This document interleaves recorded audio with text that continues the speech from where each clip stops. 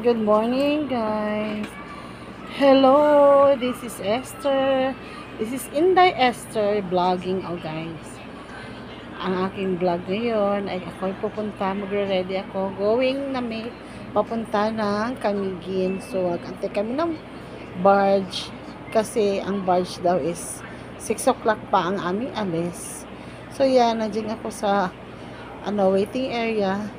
Medyo na-board ako kasi para natingnan ko parang tatlo pa lang kaming dumating kasi ang namin, ang dali-dali lang namin nakarating from Cabadbaran City papunta sa barge dyan sa may Camiguin, ayan dyan sa may port ng Camiguin. So yan, nagantay kami, ang tagal-tagal pa guys. Pagtingin ko sa sarilo ko is 5 o'clock pa, so wait ako ng super duper matagal. So yan, time check for magpa 5 o'clock in the morning.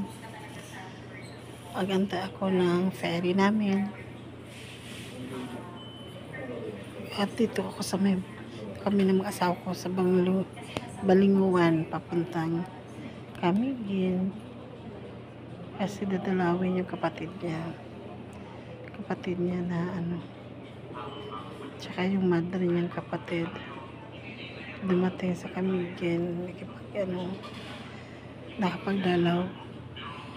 Ayun, nagmotor lang kami guys, ganyan kami pag once umalis, nagmotor para walang gastos kata, kamti lang gastos.